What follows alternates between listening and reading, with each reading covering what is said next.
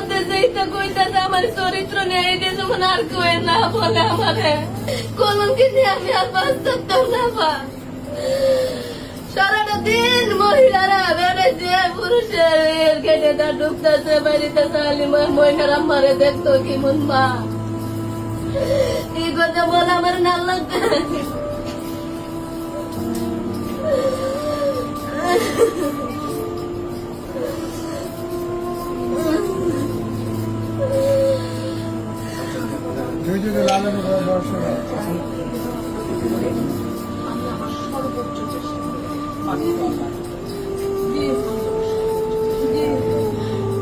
অপরাধীদের আবার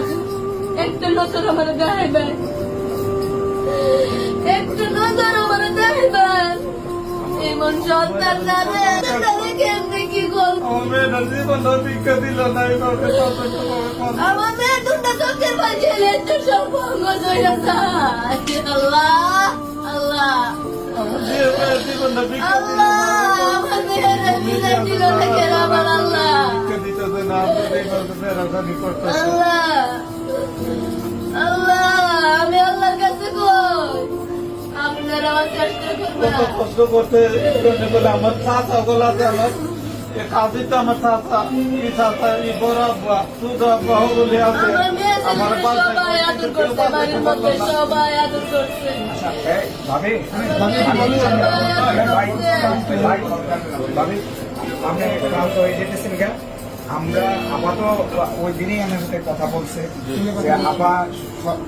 সর্বোচ্চ তা দেখবে এবং সবসময় পাশে থাকবে। আর আমরা সবাই আতঙ্কিতের মধ্যে আমরা বাড়ির মধ্যে আমরা নামাজ পড়ে যারা অপরাধী যেই হোক যে অপরাধী সে শাস্তি চাই বিনা অপরাধীর জন্য ওরা নিজেতে না বললাম এটা আপনাদের কাছে আমি চাই ঠিক আছে